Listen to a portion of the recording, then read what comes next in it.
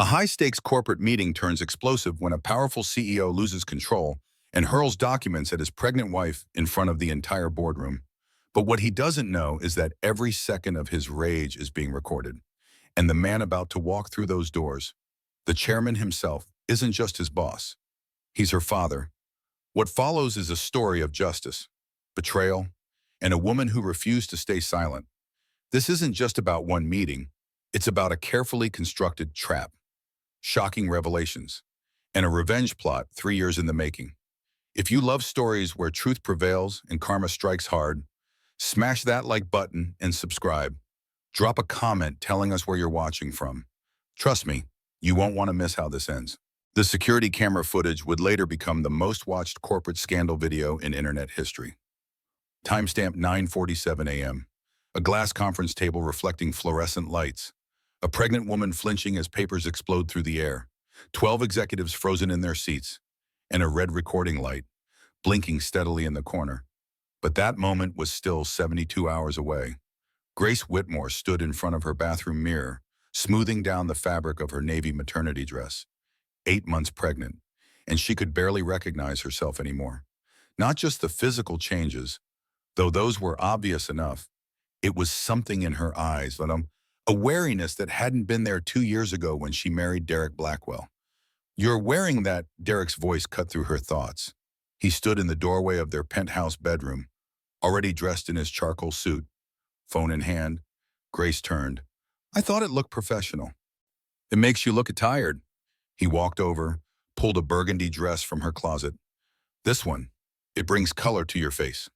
She wanted to argue. The burgundy dress was tighter, less comfortable, but she'd learned to choose her battles. "Okay." Derek kissed her forehead. "You'll be brilliant today. Sweetheart, this presentation could make your career." Grace nodded, trying to smile. The quarterly marketing report she'd spent 6 weeks preparing sat in her briefcase downstairs. 47% engagement increase, 12% over budget. Yes, but the revenue spoke for itself. $4.2 million in new contracts, directly traceable to her campaign. Her phone buzzed on the counter. Unknown number. She picked it up. The text message read, "He's not who you think he is. The meeting today is a trap." Grace stared at the screen. Her pulse quickened. "Who is it?" Derek asked. Suddenly behind her, "Just spam." She deleted the message, but her hands were shaking. "Hey." Derek took her shoulders, turned her to face him. His blue eyes searched hers. "You're nervous about the presentation?" "A little?"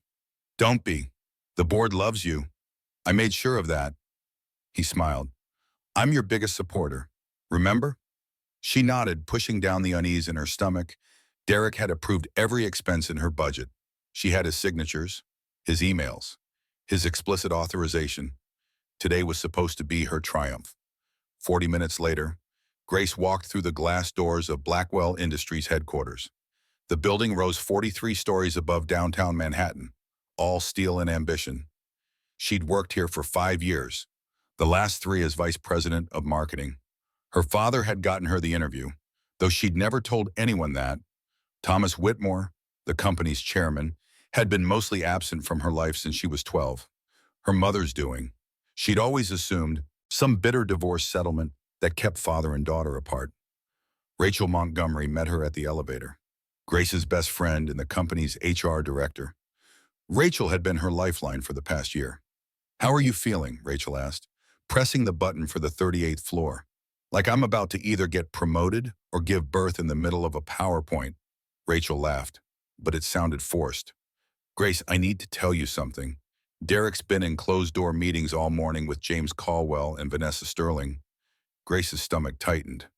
James Caldwell was senior VP, Derek's most loyal enforcer, and Vanessa Sterling was the ambitious 29-year-old junior executive who always seemed to be wherever Derek was.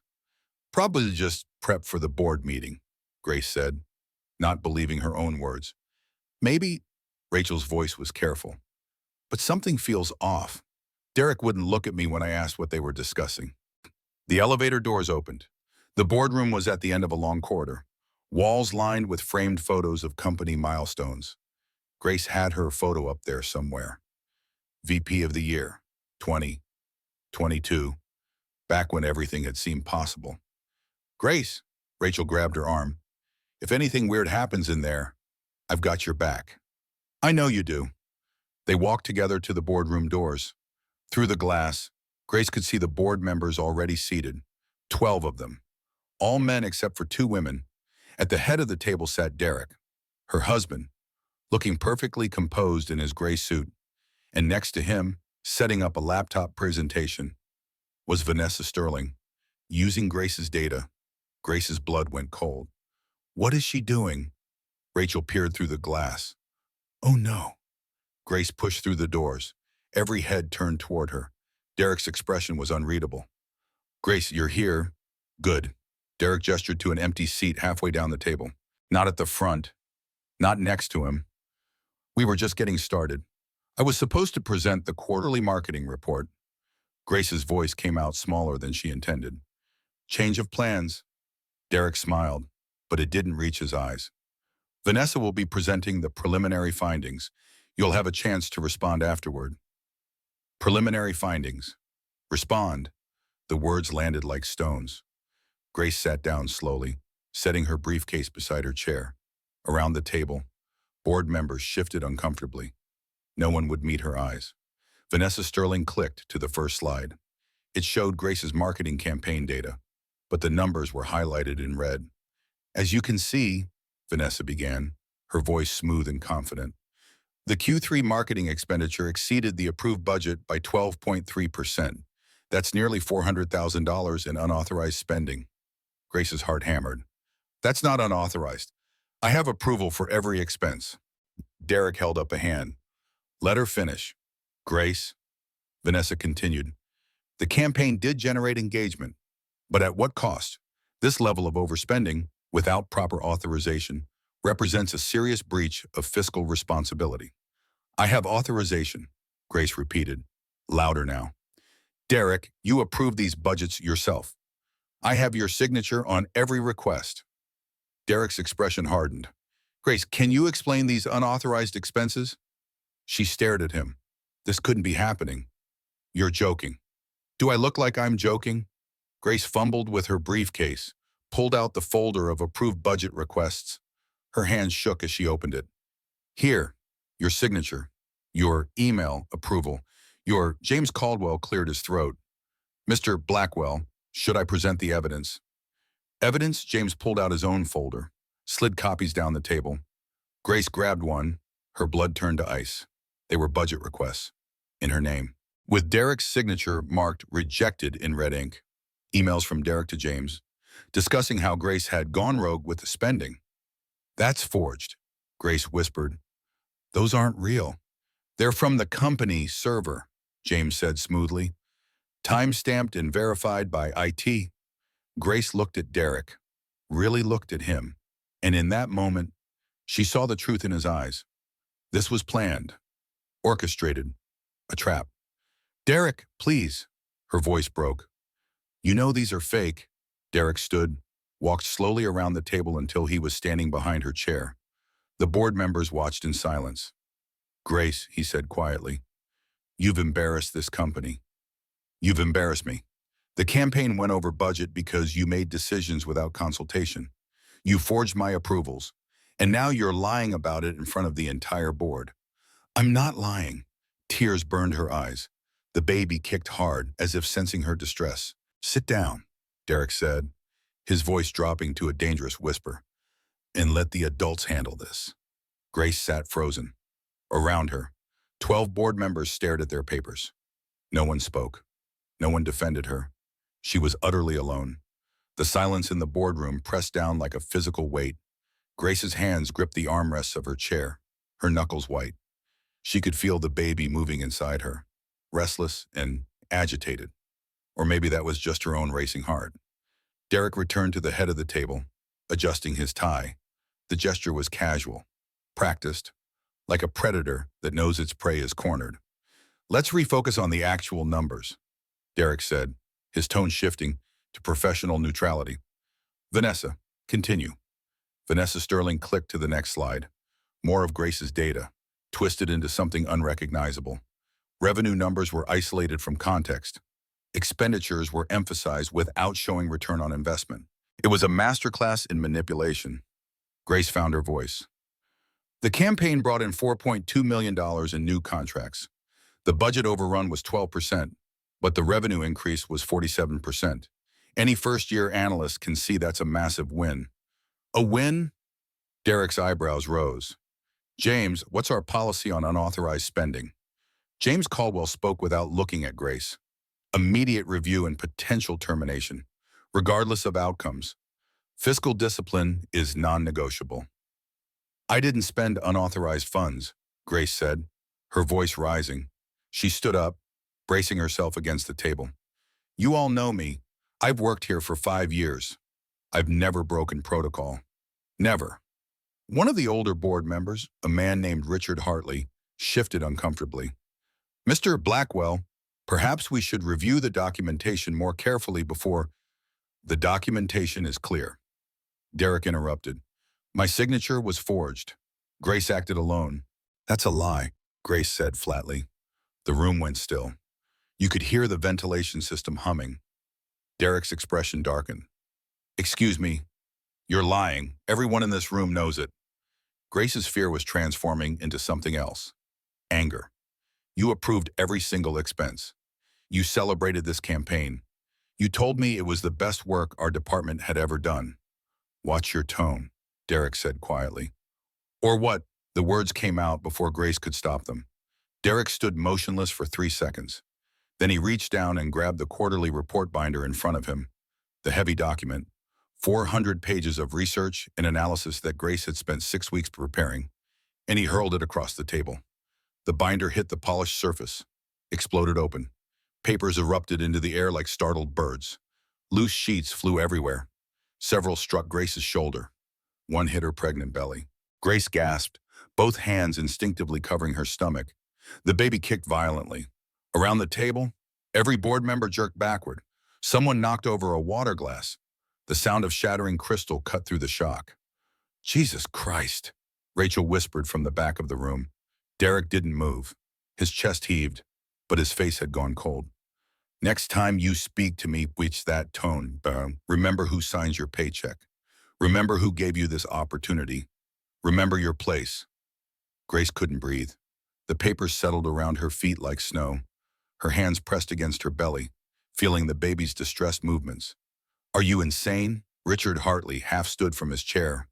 She's pregnant. She's insubordinate, Derek shot back.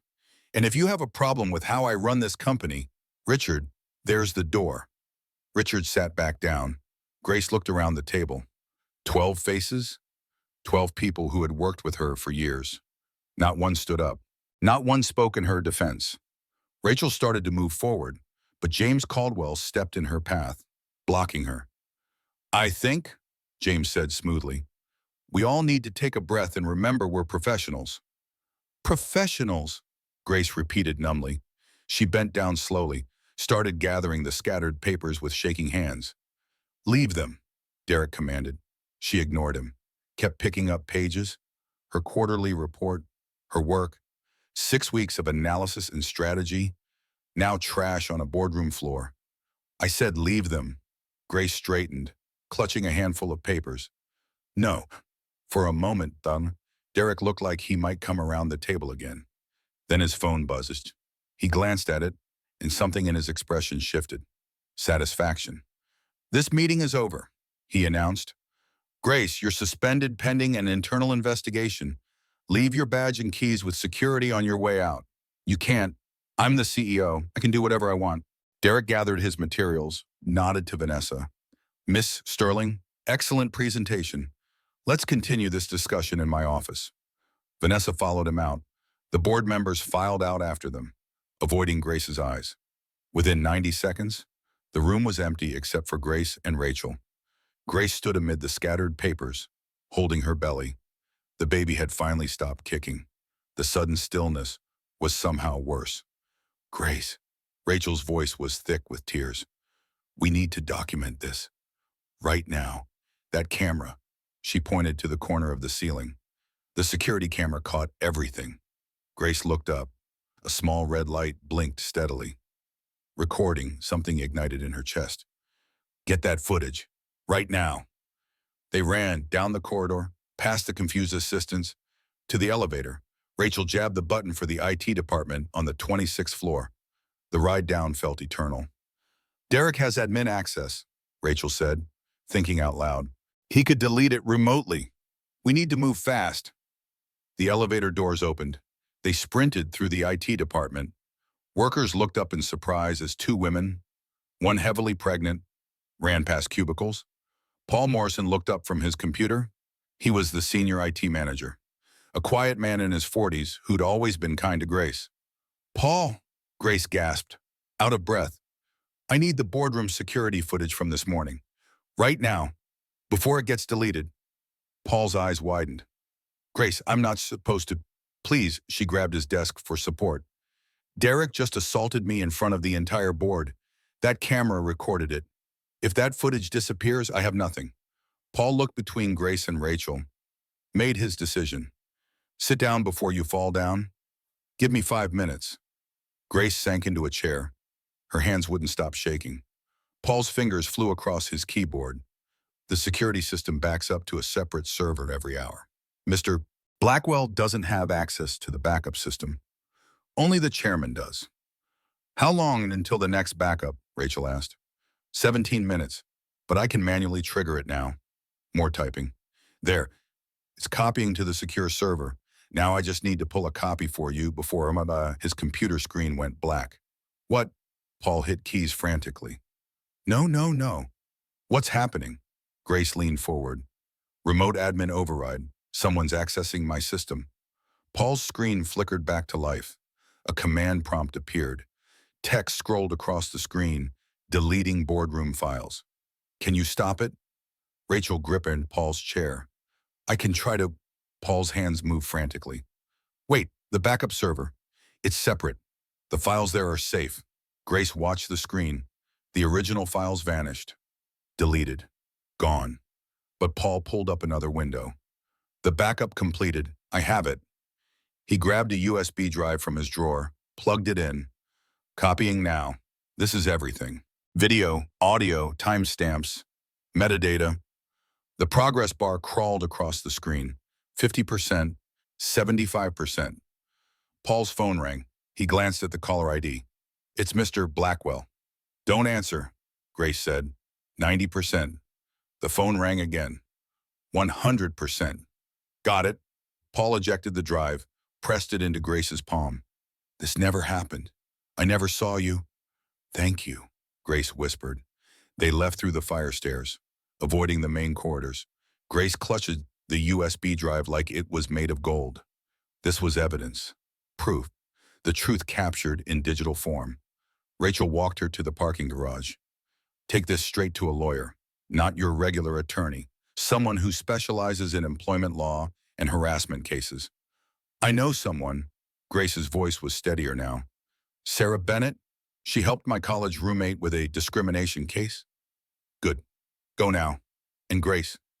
Rachel hugged her carefully, mindful of the pregnancy. You're the bravest person I know. Grace drove home in a daze. The USB drive sat in her lap, smaller than her thumb, containing her salvation. The penthouse was empty when she arrived. Derek was still at the office, no doubt celebrating his victory. Grace went straight to her home office, turned on her computer. She plugged in the USB drive. Her hands froze over the keyboard. Derek was sitting in her desk chair. Looking for this, he held up the USB drive, the exact same model, but his smile told her everything she needed to know. How did you best? Grace's voice died. Paul called me the second you left his office. He's been reporting your activities to me for months. Did you really think any IT employee would choose you over the CEO? Grace felt the floor drop out from under her. No. Oh, yes. Derek stood, walked to her computer, and plugged in his drive. Want to see what's on here? Go ahead. Look. With numb fingers, Grace opened the file. It was boardroom footage. But it had been edited, cut. In this version, there was no violence, just Grace standing up, shouting incoherently, and storming out. Derek looked calm and professional throughout. You have to understand, Derek said conversationally. I've been planning this for a very long time. Every email, every document, every witness, all of it lines up perfectly. Why? Grace whispered. Derek smiled. Because I can. Because your father humiliated me once. Years ago. Passed me over for a promotion I deserved. This company should have been mine through merit. Instead, he kept all the real power. His expression hardened. So I'm taking it. Through you. Grace's legs gave out. She sank to the floor. Derek crouched beside her. Here's what happens next. Tomorrow, you apologize to the board. You admit the campaign was unauthorized. You resign quietly, citing pregnancy complications, and this all goes away. And if I don't, Derek pulled out his phone, showed her a text from James Caldwell. Police report filed, embezzlement charges ready to file. If you don't, Derek said softly, by this time tomorrow, you will be under arrest for stealing $780,000 from the company. Grace stared at him, at this man she'd married, loved, trusted. You're a monster, she whispered. No. Derek stood, straightened his jacket. I'm a winner. There's a difference. He left her there, sitting on the floor of her own office, holding a USB drive full of lies. Grace didn't sleep that night. She lay in the guest bedroom, door locked, listening to Derek move around the penthouse. Every sound made her flinch.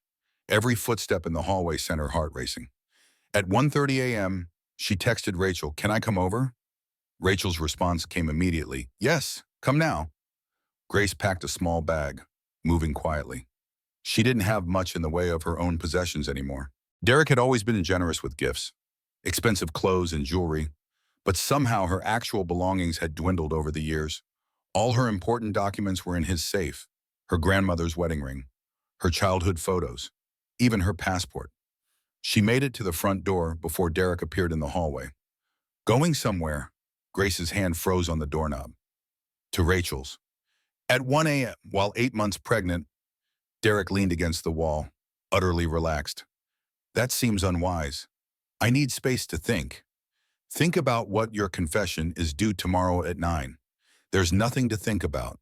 Grace turned to face him. In the dim hallway light, he looked almost like the man she'd fallen in love with. Handsome, successful, charming, but she could see behind the mask now. I'm not confessing to something I didn't do. Derek's jaw tightened. Then you're making a very stupid choice. Let me leave. Derek. He stood there for a long moment, then stepped aside. Go. Run to Rachel, but it won't change anything. By noon tomorrow, everyone will know what you are. A thief. A liar. A woman who can't be trusted. Grace walked past him, out the door, into the elevator. Her whole body shook as the doors closed. Rachel's apartment was in Brooklyn, a modest 2-bedroom she shared with her 2 kids after her divorce. When she opened the door, her face crumpled with relief. Thank God, I was about to come get you myself. Inside, Rachel made tea they both knew Grace wouldn't drink. They sat in the small kitchen while Rachel's children slept down the hall. We need a lawyer, Rachel said. First thing in the morning, we call Sarah Bennett. Derek has evidence of embezzlement.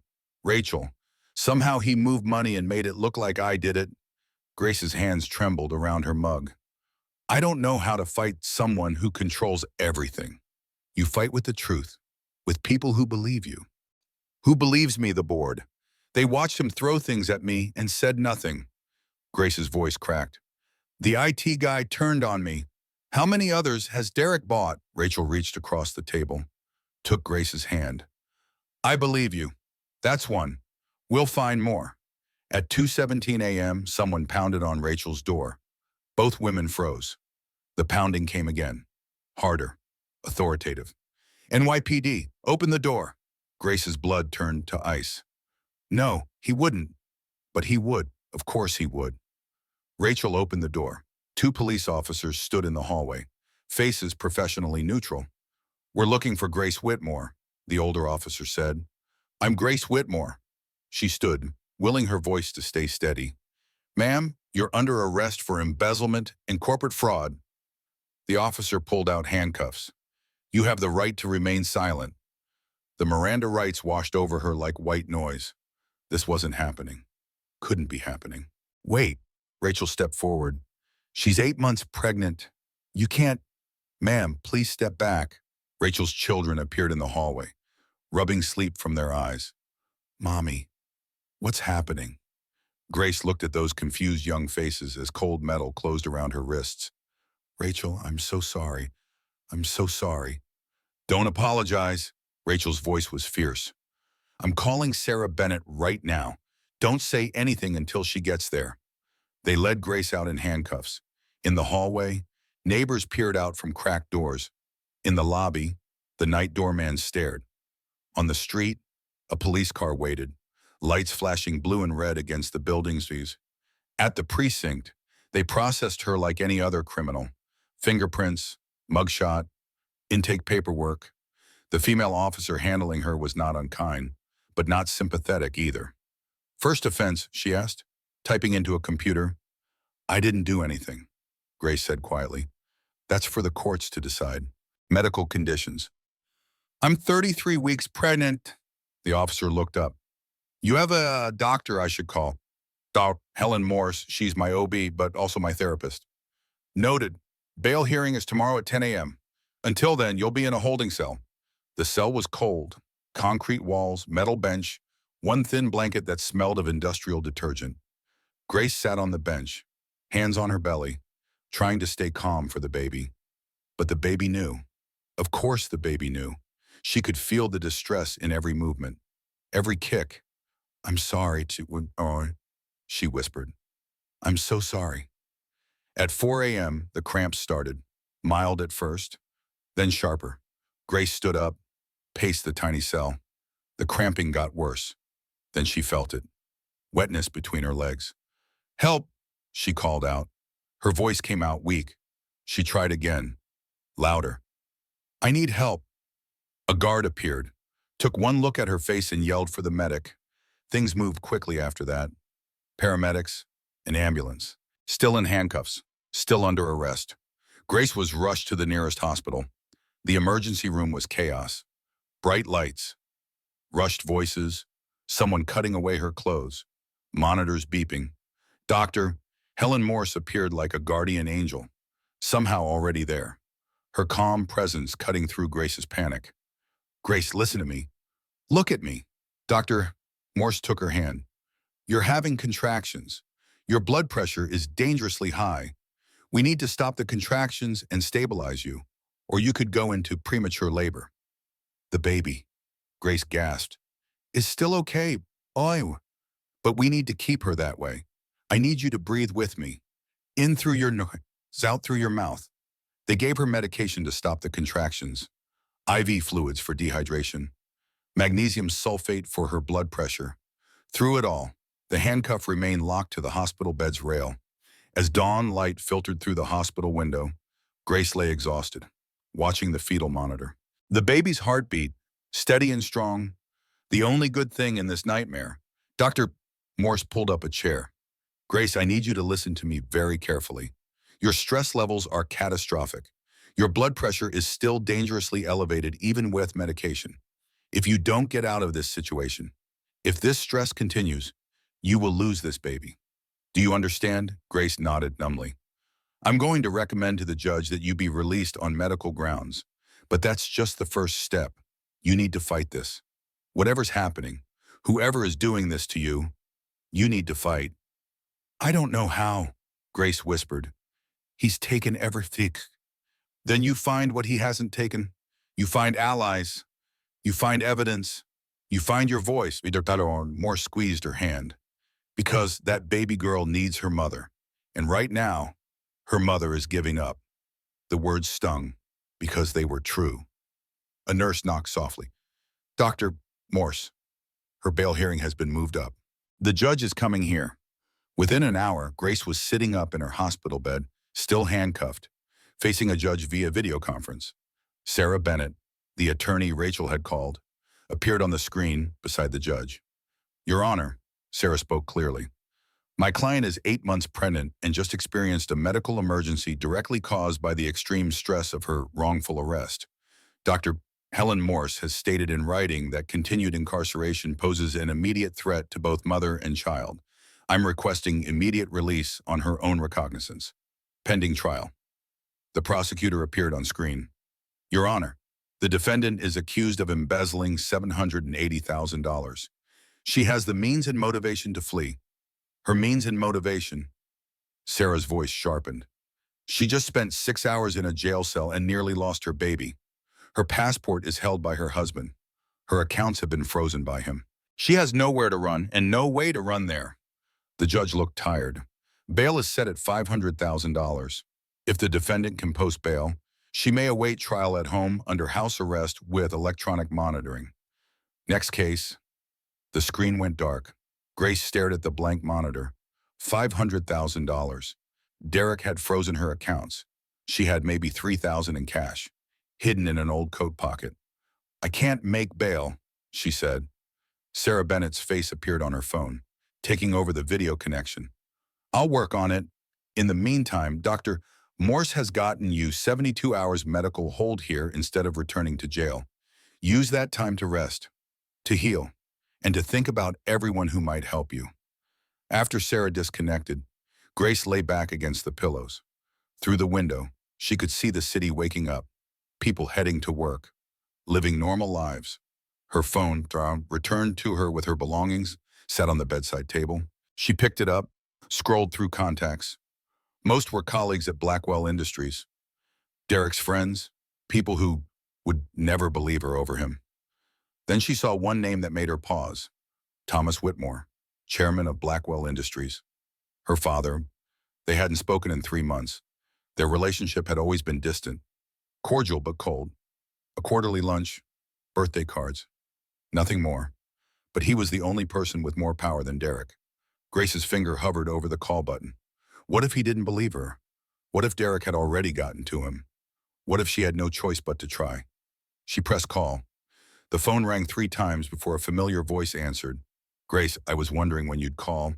Thomas Whitmore's voice was exactly as Grace remembered. Deep, measured. The voice of a man accustomed to boardrooms and power. But there was something else underneath. Something that sounded almost like relief. You knew, Grace's voice came out hoarse. About your arrest, about Derek's accusations. A pause. Grace, I've known about a lot of things. The question is, are you finally ready to talk about them? Grace looked around the hospital room, the handcuff connecting her to the bed rail, the monitors tracking her baby's heartbeat. The police officer posted outside her door. I need help, she said simply. I know you do. Which hospital? Mount Sinai. But they have a guard on my door. I don't think they'll just let you walk in. Grace. Something like amusement colored his tone. I own 43% of Blackwell Industries. I know every judge in Manhattan, and I'm the chairman of Mount Sinai's board of directors. I'll be there in 20 minutes. He hung up. Grace lay back, heart pounding. This could be a mistake. Thomas had always been an enigma to her, present but absent. Her mother had divorced him when Grace was 12, citing irreconcilable differences. Grace had seen him maybe twice a year after that. Formal lunches, awkward conversations. He'd helped her get the interview at Blackwell Industries, but after that, he'd kept his distance. Why, 17 minutes later, Thomas Whitmore walked into her hospital room. He was 65 but looked a decade younger, tall and commanding in a navy suit. His silver hair was impeccably styled, but when his eyes met Grace's, she saw something she'd never seen before. Pain. Grace? He pulled up a chair beside her bed, his gaze taking in the handcuff, the monitors, her exhausted face. I'm sorry it took this long. This long for what? To protect you. He sat down heavily. I should have done it years ago, before you married him, but I hoped, that maybe I was wrong about him. You knew what Derek was. I suspected he's brilliant at hiding it, charming, professional. But I've seen men like him before, men who see people as chess pieces. Thomas leaned forward. Grace, I need you to know something. The reason your mother divorced me, the reason I've been distant all these years, it wasn't my choice. Grace frowned. Mom always said you chose work over family. Your mother asked me to stay away from you. It was part of our divorce settlement. She thought my world, this corporate world, was toxic. She wanted you to have a normal life, away from power games and boardroom politics. But you got me the job at Blackwell because you applied, you wanted it, and I thought maybe I could watch over you from a distance. I made sure you got fair evaluations. I protected you from office politics. I approved your promotions based on merit. His voice hardened. And then you married Derek Blackwell, and I knew I'd failed. Grace's mind reeled. Why didn't you stop me? You were in love, or you thought you were. If I'd interfered, you would have resented me, pushed me away completely. He looked down at his hands. I told myself I could manage it, keep Derek in check. But he's smarter than I gave him credit for. He's destroying me to get to you, Grace said quietly. He told me so. Last night, we say, this is about revenge for some promotion you didn't give him. Thomas nodded slowly. 7 years ago, Derek wanted to be named COO. He was too young, too aggressive, too willing to cut corners. I passed him over for James Caldwell. Derek smiled, said he understood, and I thought that was the end of it. He looked at Grace. Then 3 years ago, he started dating you, and I realized this was his revenge. Long-term, patient, brilliant. So he married me just to hurt you. He married you to get close to power, to position himself, and yes, to hurt me by hurting my daughter. Thomas's jaw tightened.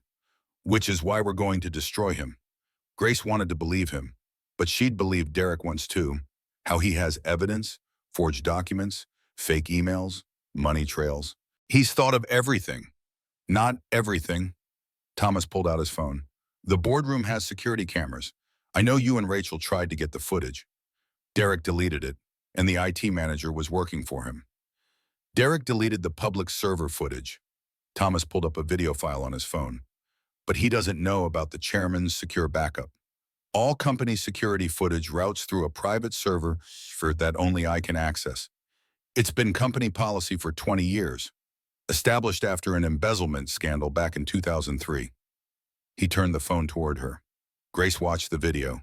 Clear, unedited footage of Derek throwing the binder. Papers flying. Grace flinching. The violence was undeniable. This is evidence, she breathed. This is leverage. But Grace, it's not enough. We need more. Thomas pocketed his phone. Derek has been very careful. The embezzlement charges, the fake documents, all of it is designed to be plausible. A video of him losing his temper might get him censured, but it won't clear you of fraud charges. Grace's hope, so briefly kindled, began to dim. Then what do? We find out who else he's hurt, who else has evidence, and we build a case so comprehensive that Derek can't lie his way out. Thomas stood. Starting with your bail, I'm posting it. You'll be released into house arrest at my estate in Westchester. Away from Derek, away from the press. The judge set bail at $500,000. I know. I already had my attorney wire the money. He checked his watch. The paperwork should be processed within the hour. Then we get you somewhere safe. True to his word, 90 minutes later, Grace was being discharged from the hospital. The handcuffs were removed and replaced with an ankle monitor. A car, not Thomas's usual driver, but an unmarked sedan, was waiting. Thomas drove personally. They took back roads out of the city, avoiding traffic cameras and news crews. The Westchester estate sat on 15 acres, hidden behind tall hedges and private gates. You'll stay in the guest house, Thomas explained as they pulled up the long driveway. It's private, secure, and has everything you need. Dr. Morse will visit every other day to monitor the pregnancy. Sarah Bennett will coordinate your legal defense from here. Grace looked at the sprawling property.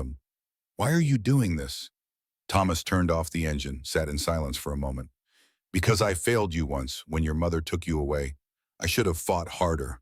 I should have been in your life, teaching you how to recognize men like Derek, how to protect yourself. He looked at her. I can't change the past, but I can help you now, if you'll let me. Grace felt something break open inside her. Years of distance, years of wondering if her father had ever really loved her. I'll let you, she whispered. The guest house was beautiful. Hardwood floors, floor-to-ceiling windows overlooking a garden, a nursery already set up with a crib and changing table. I had it prepared when I heard about the pregnancy, Thomas said quietly. I thought, maybe after the baby came, you might visit. Let me be a grandfather. Grace touched the crib's railing, white wood, intricately carved. You were planning to be in our lives. I was hoping you'd let me. For the first time in days, Grace felt something besides terror. She felt the possibility of hope. That night, alone in the guest house, she sat by the window watching the train set over the grounds. Her phone buzzed, a text from an unknown number. I know what Derek did to you. He did it to me, too. I have proof. Meet me tomorrow. 10 a.m. Central Park. Bethesda Fountain. Come alone. Trust no one. V. Grace stared at the message. V. Who was V? Then it hit her. Vanessa Sterling? Grace didn't sleep. She sat by the window, watching the grounds of her father's estate, turning the phone over and over in her hands. The text from Vanessa Sterling glowed in the darkness. Why would Derek's mistress want to help her? It made no sense. Unless it was another trap, another carefully orchestrated move in Derek's campaign to destroy her. But what if it wasn't at 6 a.m.? Grace heard movement in the main house. She dressed carefully, choosing comfortable clothes that fit over her swollen belly. The ankle monitor felt heavy, a constant reminder that she was still a prisoner. Thomas knocked on her door at 7, carrying coffee and breakfast. You look like you didn't sleep. I didn't. Grace showed him the text. His expression darkened. Vanessa Sterling. She's been Derek's protege for 18 months. Very ambitious, very loyal to him, from what I've observed. That's what worries me. Then don't go. We have enough problems without walking into whatever this is. But Grace kept thinking about those 3 words. He did it to me, too. What if Vanessa was another victim? What if Derek's pattern of manipulation extended beyond Grace? I have to know, she said. Thomas considered. Then you don't go alone. I'll have security follow at a distance, and you wear a wire. By 9:30 a.m., Grace was in the back of an unmarked car, heading into Manhattan. The wire taped to her chest felt obvious. Though Thomas's security team assured her it was invisible, her father's head of security, a former Secret Service agent named Marcus Webb, sat in the front seat. Stay in public areas, Marcus instructed. The fountain is visible from multiple angles. We'll have 3 agents in the park. If anything feels wrong, say the word elephant. We'll move in immediately. Grace nodded, too nervous to speak. Central Park was busy for a weekday morning. Joggers, tourists, street performers near the fountain. Grace stood by the water, one hand on her belly, waiting. At 10:03, Vanessa Sterling appeared. She looked different than Grace remembered. Thinner, dark circles under her eyes. Her usual polished appearance had cracked. She wore jeans and a simple jacket, trying to blend in. You came, Vanessa said quietly. You said you had proof. Proof of what? Vanessa glanced around nervously. Not here, walk with me. They moved along the path, away from the fountain. Grace caught glimpses of Marcus's team, strategically positioned but invisible to anyone not looking for them. Why should I trust you? Grace asked. You helped Derek destroy me. I know. Vanessa's voice was barely audible. I'm not asking for forgiveness. I'm offering information. Why? Vanessa stopped walking, turned to face her. Because 3 days ago, Derek told me I was, quote, getting too old for him and that our arrangement was terminated. He fired me, had security escort me out like I was a criminal. Her hands clenched. 18 months. 18 months I did everything he asked. Lied for him. Destroyed you for him. And he threw me away like trash. Grace felt a complicated mix of emotions. Satisfaction, pity, suspicion. What arrangement? I was sleeping with him. Started 6 months after you got married. He told me you were cold, unloving, that the marriage was a mistake. Vanessa laughed bitterly. I believed him. God, I was stupid. You helped him frame me for embezzlement. I know, and I hate myself for it. But Grace, I can help you now, because I recorded everything. Grace's heart stopped. What? Every conversation, every meeting, every confession. Vanessa pulled a small device from her pocket. It looked like a USB drive. For 18 months, I wore a wire, Not because I suspected him, because I'm paranoid. My father embezzled from his company and went to prison when I was 16. I swore I'd never be caught without evidence if anyone tried to pin something on me. She pressed the drive into Grace's hand. 127 hours of recordings, Derek explaining how he forged your signatures, how he moved money to make it look like embezzlement, how he bribed the IT manager, how he manipulated board members. All of it. Grace stared at the drive. It was impossibly small to hold so much power. Why, she whispered. Why did he do this to me? Revenge against your father. But also, he enjoyed it. I heard him tell James Caldwell once that destroying you was the most fun he'd had in years. Vanessa's voice cracked. I'm sorry, Grace. I'm so sorry I helped him. Grace wanted to feel anger, but standing there, looking at this woman who'd been used and discarded just like her, she felt only exhaustion. What do you want in exchange? Nothing. Well, maybe one thing. When you destroy him, and you will destroy him with what's on that drive, tell everyone I helped that in the end, I did the right thing. Vanessa's eyes were wet. I need to be able to live with myself. You recorded him confessing to everything. Not just him, James Caldwell. 4 board members discussing how Derek has blackmail material on them. Paul Morrison from IT explaining how he deleted files for Derek. All of it. Vanessa stepped back. The drive is encrypted. Password is your birthday, month, day, year. Derek told me once, drunk, that he married you on your birthday so he'd never forget your anniversary. That's how I knew the date. Grace closed her fist around the drive. Thank you. Don't thank me. Just stop him before he does this to someone else. Vanessa walked away quickly, disappearing into the crowd of park visitors. Marcus appeared at Grace's elbow. We got all of that on the wire, yeah, plus video that you okay? I think so. Grace looked at the drive. We need to get this to Sarah Bennett. Now. They rushed back to the car. Grace's hands shook as she held the tiny piece of evidence. This could be everything. This could be her salvation. But as they crossed the park, Grace noticed something. A man in a dark jacket, watching from behind a tree. When she looked directly at him, he turned away quickly. Marcus, she said quietly, we're being followed. Marcus's hand went to his concealed weapon. Where, 10 o'clock? Dark jacket. He's been tracking us since the fountain. Marcus spoke into his radio. Possible tale. Dark jacket. Male. Approximately 40 years old. Moved to intercept. But when they turned to look, the man was gone. They reached the car safely. As they pulled into traffic, Grace kept checking the mirrors. No one followed. But the feeling of being watched stayed with her all the way back to Westchester. At the estate, Thomas was waiting with Sarah Bennett. They went immediately to the secure office in the main house. Tell me you got something, Sarah said. Grace held up the drive. 127 hours of Derek confessing to everything. Sarah's eyes widened. You're serious? Vanessa Sterling recorded him. For 18 months. It's all here. They plugged the drive into an isolated laptop. Sarah entered Grace's birthday as the password. The drive unlocked. Folders and folders of audio files, each one labeled with dates and brief descriptions. Meeting with James reforged signatures. Call with Paul Morrison redeleting footage. Conversation with Derek redestroying Grace. Sarah opened the most recent file.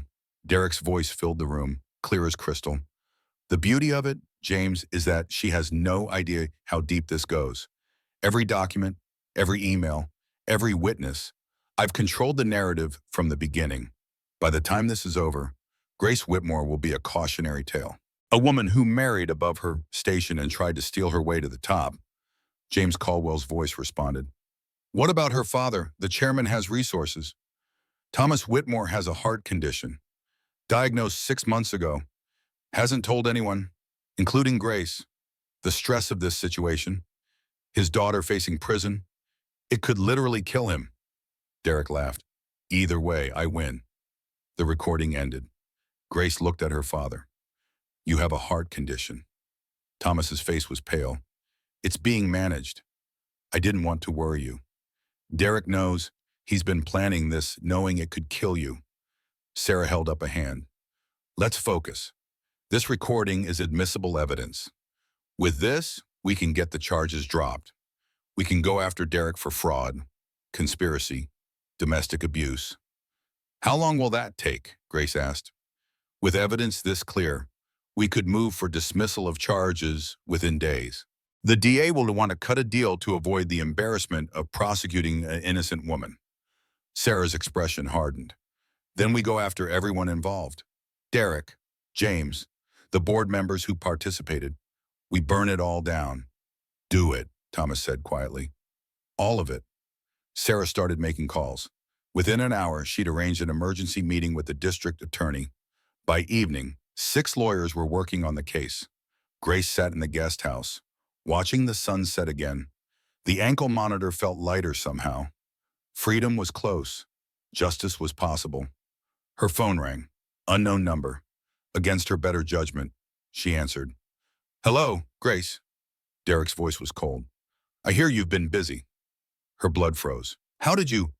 I have friends everywhere, including Vanessa. Did you really think she'd betray me? He laughed. That little meeting in the park, the flash drive, all theater, everything on that drive is fabricated, faked. And when your lawyers try to use it, they'll be charged with submitting false evidence. You're lying. Am I? Or did you just fall for another trap I told you? Grace, I've thought of everything. He hung up. Grace stared at the phone. No, it couldn't be true. Vanessa's fear had been real. Her remorse had been genuine. Hadn't it? She ran to the main house. We need to verify those recordings. Now, before we submit anything to the DA. Sarah frowned. Verify how? Audio forensics. Make sure they haven't been manipulated or fabricated. Thomas nodded grimly. Do it. Derek's smart enough to plant false evidence. The forensics took 12 hours. Grace didn't sleep, pacing the guest house, one hand on her belly. The baby kicked restlessly, sensing her mother's stress. At 8 a.m., Sarah appeared with the report. The recordings are genuine, she said, relief evident in her voice. No manipulation, no fabrication. Every file shows authentic audio signatures, consistent background noise, proper metadata. Derek was bluffing. Grace nearly collapsed with relief. They're real.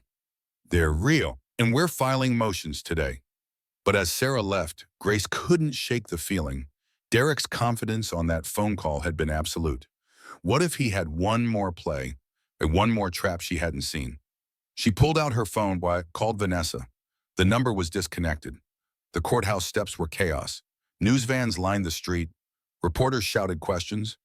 Camera flashes created a strobe effect that made Grace dizzy. Miss Whitmore, did you embezzle company funds? Grace, is it true you're divorcing Derek Blackwell? Is the chairman your father? Marcus and 2 other security guards formed a protective barrier.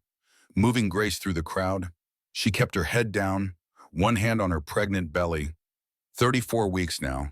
The baby could come anytime. Sarah Bennett walked beside her, briefcase in hand. Ignore them. Don't say anything. They made it through the metal detectors, up to the 3rd floor. The district attorney's office was at the end of a long hallway. DA Catherine Morrison was a severe woman in her 50s, with steel gray hair and a reputation for ruthlessness. She sat behind her desk, reviewing documents. Ms. Whitmore, Ms. Bennett, please sit. Grace lowered herself carefully into a chair. Everything felt surreal. 2 weeks ago, she'd been arrested. Now she was potentially hours away from freedom. I've reviewed the evidence your attorney submitted, DA Morrison said, her expression unreadable. The audio recordings are, quite frankly, extraordinary.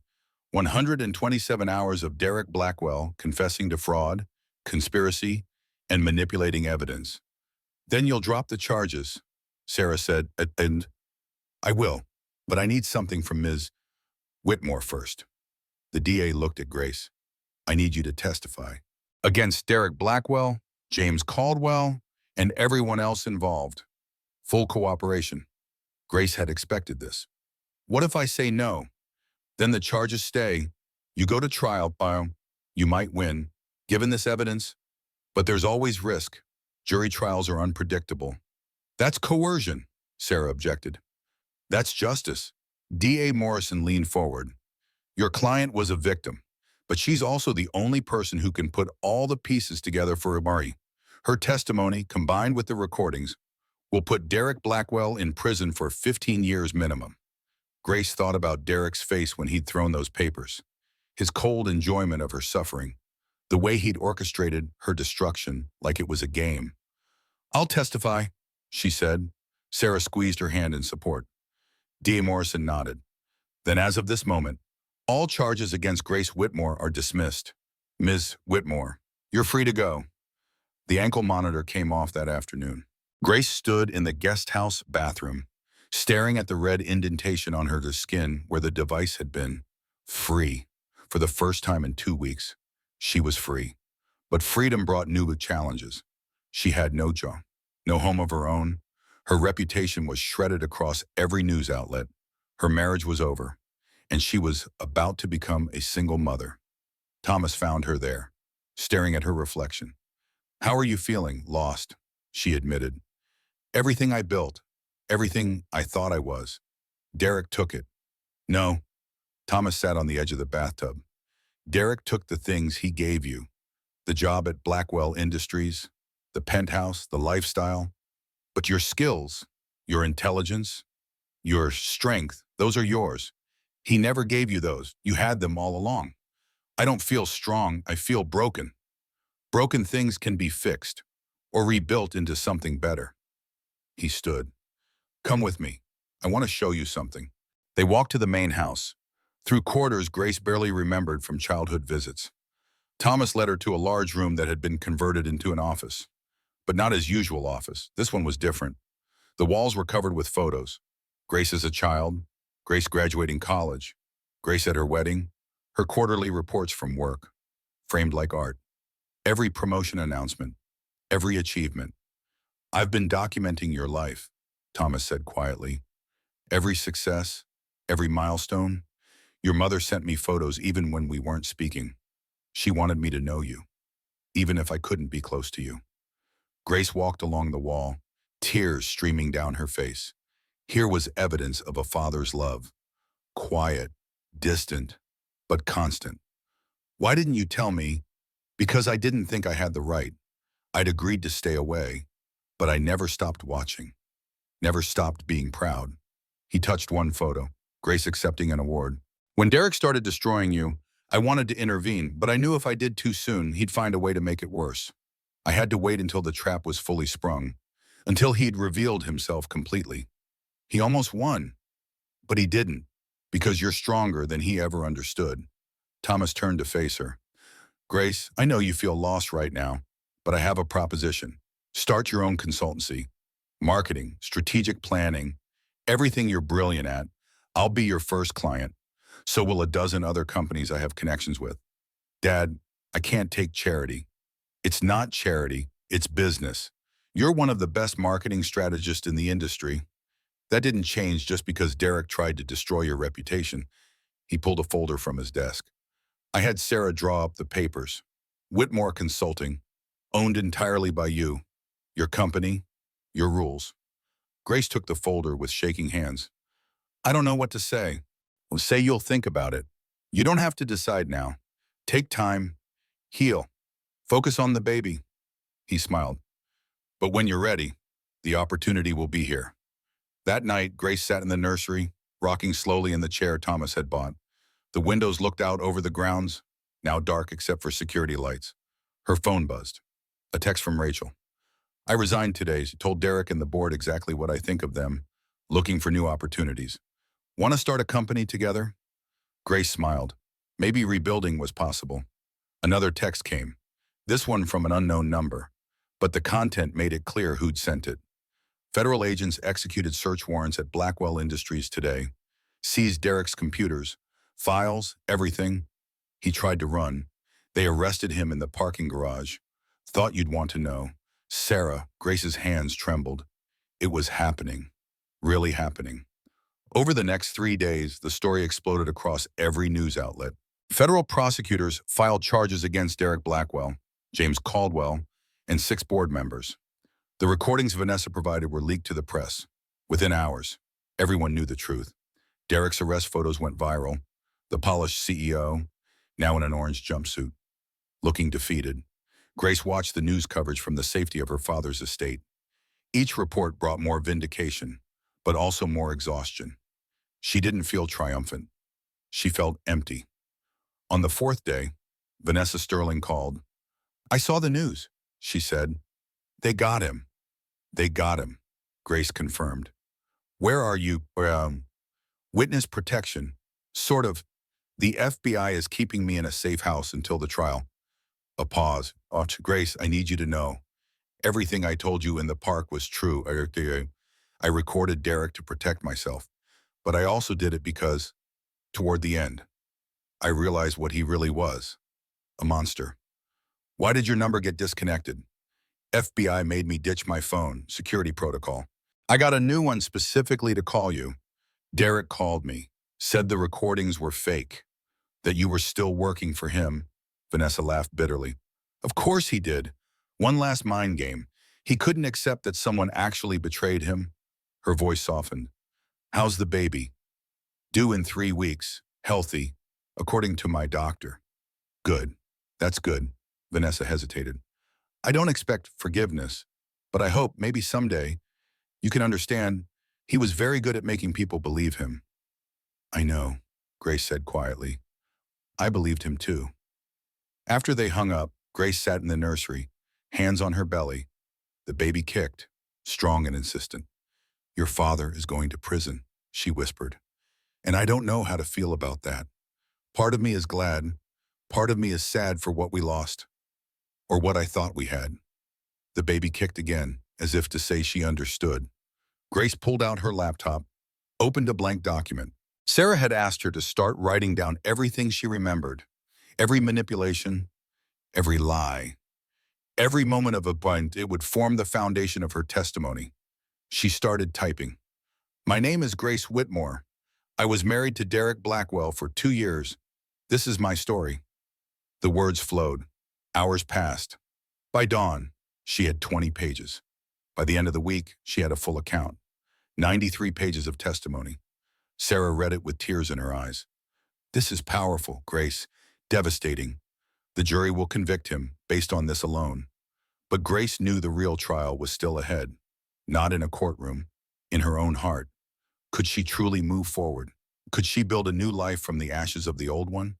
She looked at the nursery, the crib, the tiny clothes, the stuffed animals Rachel had sent. Yes, she decided. For her daughter. Yes. The trial began on a cold morning in November. Grace was 38 weeks pregnant, every movement awkward and uncomfortable. Dr. Morse had advised against testifying, citing stress risks, but Grace insisted. "I need to do this," she told her doctor. "Not just for justice, for closure."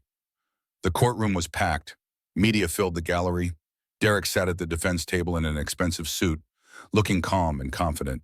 When Grace entered, he didn't look at her. The prosecution called Grace as their first witness. Sarah walked beside her to the witness stand. A quiet support, Grace placed her hand on the Bible, swore to tell the truth. The prosecuting attorney, a sharp woman named Jennifer Cross, approached gently. "Ms. Whitmore, please tell the court how you met Derek Blackwell." Grace took a breath. "At a charity gala, 3 years ago. He was charming, successful.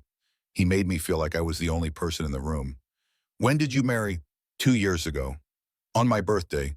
He said he wanted our anniversary to be on a day I'd never forget." "Looking back, what do you think about that choice?" Grace's voice was steady. "I think he wanted to control even my memories, so every birthday would also be a reminder of him." Jennifer led her through the relationship, the small controlling behaviors at first, choosing her clothes, monitoring her phone, criticizing her friends until she saw them less. "When did it escalate?" Jennifer asked. "After I got promoted to vice president. Suddenly, my success threatened him. The control got worse. He tracked my expenses, read my emails, told me what projects I could work on." "Did you recognize this as abuse?"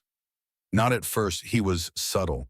It felt like concern, like protection, but it was prison." Grace looked directly at the jury. "I didn't realize I was trapped until the walls were already built." Jennifer moved to the boardroom incident.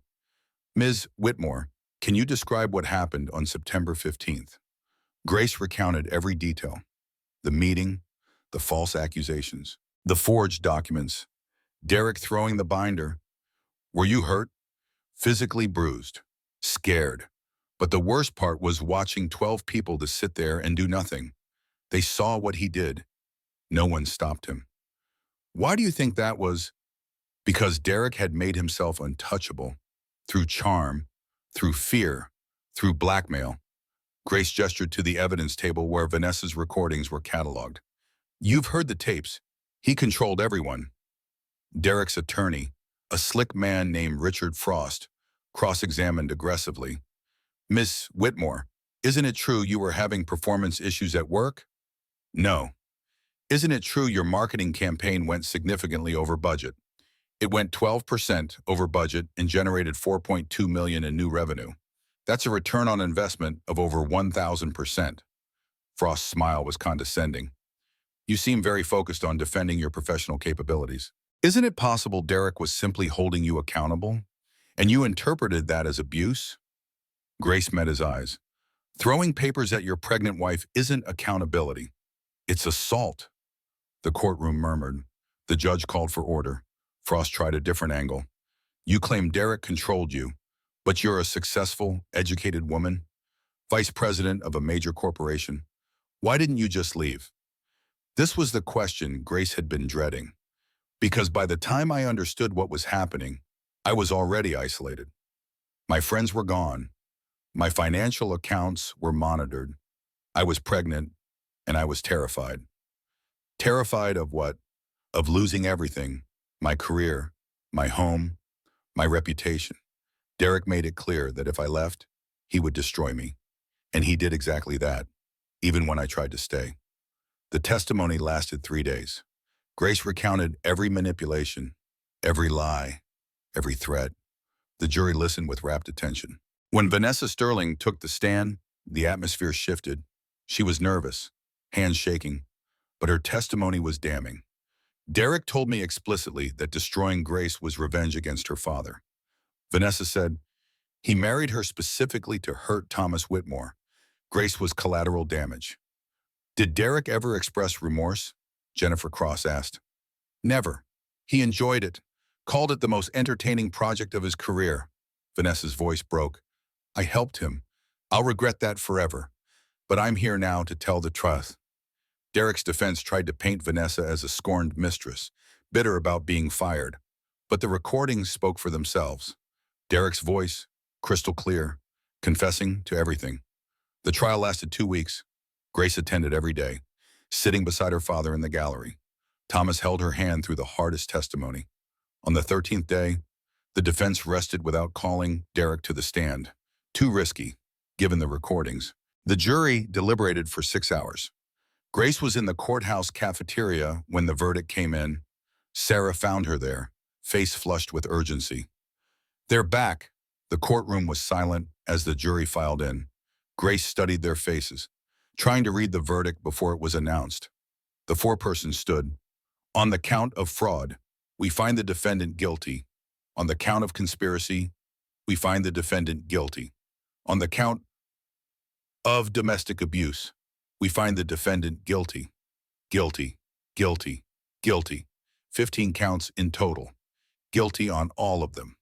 Derek's face drained of color. His attorney whispered urgently in his ear. The judge thanked the jury and set sentencing for 2 weeks later. As they led Derek away in handcuffs, he finally looked at Grace. His expression was pure hatred. Grace stared back, unflinching. She'd been afraid of that look for so long. But now, watching him being led away, she felt nothing. No, that wasn't true. She felt relief. And something else.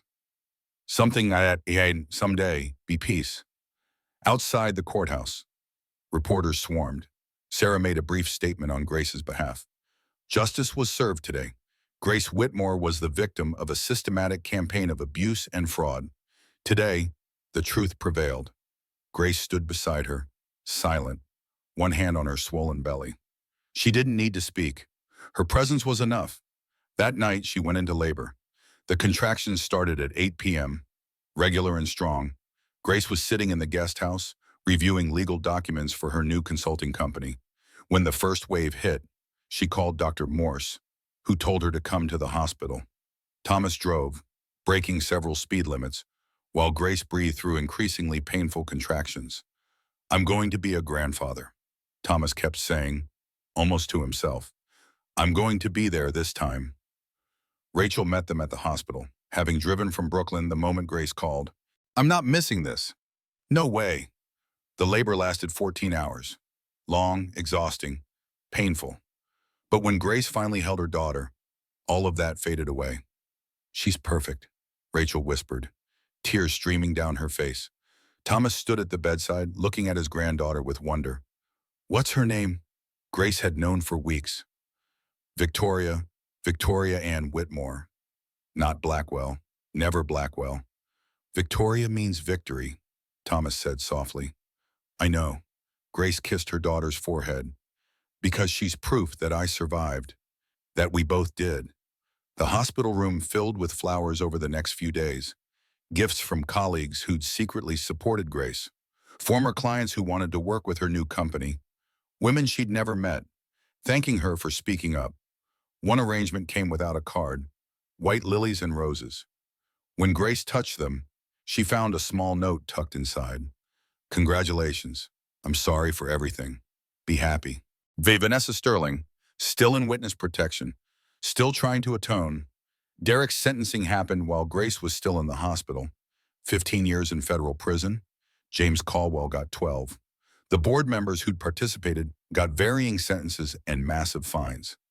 Sarah brought Grace the news. "It's over. Really over."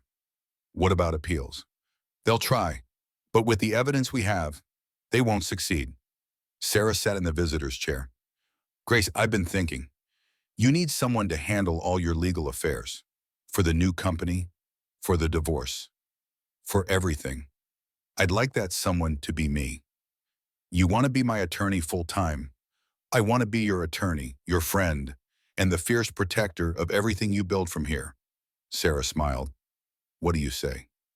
Grace looked at Victoria, sleeping peacefully in her arms. At Rachel, scrolling through messages from potential clients for their joint venture.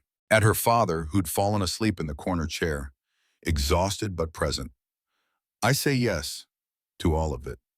6 months passed.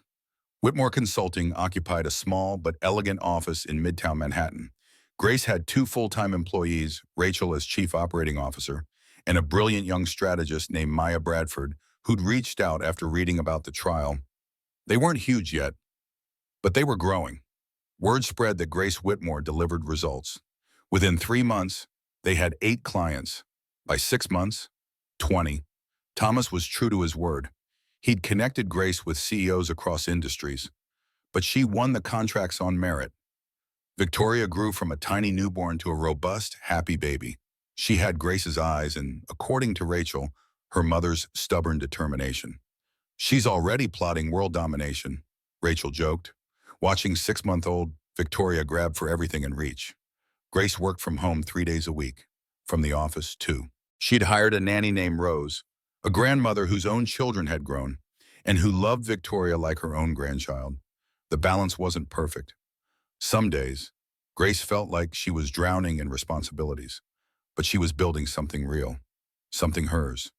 Derek tried to reach her once from prison. A letter, delivered through his attorney. Grace held it for a week before throwing it away, unopened. She didn't need his words anymore, didn't need closure from him. Her closure came from other places, from therapy sessions with Dr. Morse where she worked through trauma, from quiet moments with Victoria, from success at work, from reconciliation with her father. Thomas visited twice a week. He was teaching Victoria to recognize his voice, reading to her from children's books, being the grandfather he'd never got to be with Grace. "Thank you," Grace told him one evening, "for fighting for me, for believing me. I should have fought sooner. Should have been there all along. You're here now. That's what matters." 1 year after the trial, Grace was invited to speak at a conference for women in business. The topic, rebuilding after betrayal. She stood on stage, looking out at 300 faces. Women who'd survived their own betrayals, who were rebuilding their own lives. I'm not going to tell you it gets easier, Grace began, because sometimes it doesn't. Sometimes you wake up and the trauma is still there. The self-doubt is still there. The scars are still there. She paused, gathering her thoughts. But here's what I learned. Those scars are proof you survived. The self-doubt is proof you're thinking critically. The trauma is proof something real happened to you, and you didn't deserve it. Her voice strengthened. I built a career, lost it, built it again. I trusted someone who destroyed me. I survived anyway. And now I'm building something better. Not because I'm special. Not because I'm uniquely strong, but because I refuse to let his narrative become my story. She looked directly at the audience. You are not what he did to you. You are not the lies he told about you. You are not the abuse he justified. You are the person who survived, the person who's still fighting, the person who gets up every morning and tries again. The applause started slowly, then built to a standing ovation. Afterward, dozens of women approached Grace, shared their stories, asked for advice. Some were still trapped in situations like Grace had been. She gave them Sarah's card, resources for domestic violence survivors, numbers for crisis hotlines. You helped me, one woman whispered. Seeing you survive, it gave me permission to try. That night, Grace held Victoria close, breathing in her baby scent. Your father was a bad man, she whispered. But you don't have to carry that. You get to be whoever you choose to be. Ah, Victoria gurgled, reaching for Grace's face with chubby hands. That's right, Grace smiled. You're already choosing, and I'll make sure you always have that choice. 18 months after Derek's conviction, Grace received a letter from the prison. Derek was dying. Terminal cancer. Diagnosis recent. Prognosis poor. He wanted to see her. To see his daughter. One last time, Grace stared at the letter for a long time. Sarah advised against it. You don't owe him anything. Not even this. Dr. Morse was more measured. Only go if you need something from him. Closure, answers, something for yourself. Never go for his sake. Grace thought about it for a week. What did she need finally? She realized. She needed him to see what he hadn't destroyed. She made arrangements. No Victoria, despite Derek's request. That was non-negotiable. But Grace would go. Once. Finally. The prison was a federal facility 2 hours upstate. Marcus drove her, insisting on security despite Grace's protests. They signed in, went through multiple checkpoints, metal detectors, searches. Derek sat in the visiting room, in a wheelchair, wearing prison-issued clothing. He'd lost 50 pounds. His skin had a gray tint, but his eyes were still sharp. Grace. His voice was hoarse. You came. She sat across from him, keeping the table between them. You're dying. 3 months, maybe 6. He coughed. Thank you for coming. I wanted to see you, to see my daughter. Victoria isn't your daughter, not in any way that matters. I didn't bring her. Anger flashed across his face. She's my blood. Blood doesn't make you a father. Love does. Sacrifice does. Showing up does. You did none of those things. Derek's jaw tightened. I want to see her before I die. No. The word hung in the air. Absolute. Final. Derek stared at her. You can't keep me from my child. I'm not keeping you from anything. You forfeited your rights when you tried to destroy me. When you prioritized revenge over your family. When you showed the world exactly who you are. Grace leaned forward. Victoria will grow up knowing her father was a criminal who hurt people. If she chooses to learn more about you when she's older, that's her decision. But I'm not bringing a baby to visit you in prison so you can feel better about dying. That's cruel. No, cruel is what you did to me. This is protection. Grace's voice was steady. I came here for one reason. Derek, to tell you that you failed. Failed at what? Destroying me, breaking me, making me believe I was worthless. She stood. I have a successful company. I have my daughter. I have my father back in my life. I have peace. You took 18 months of my life, but you didn't take my future. I built it anyway, without you, in spite of you.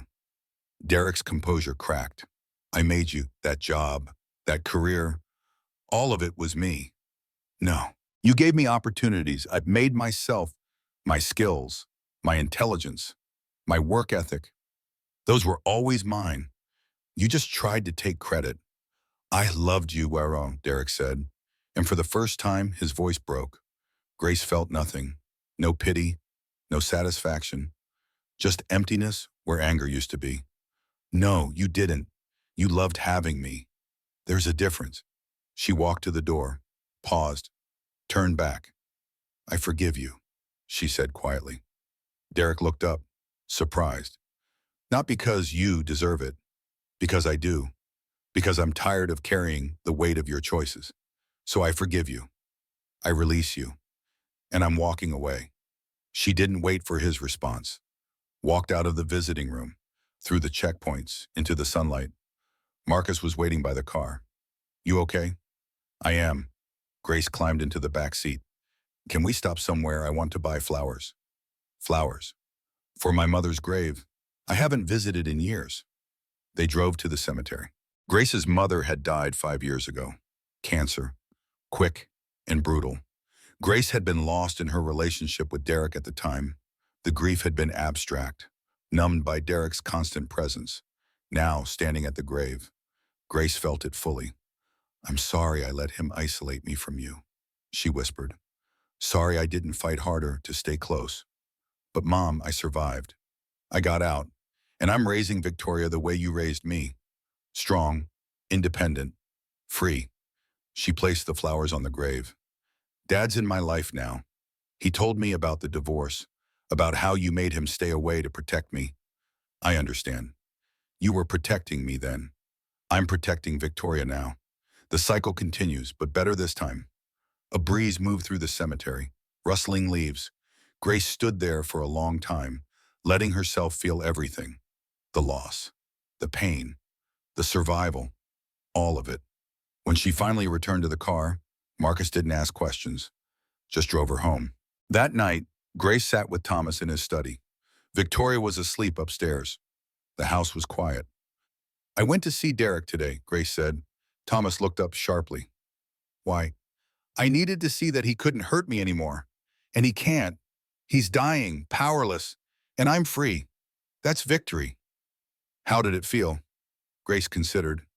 Empty, but in a good way, like I finally have space for something other than anger. Thomas nodded slowly. Your mother would be proud of you. I visited her grave today, too. How long has it been? Too long. Derek didn't like when I spent time at the cemetery, said it was morbid. Grace shook her head. So many small controls I didn't even recognize.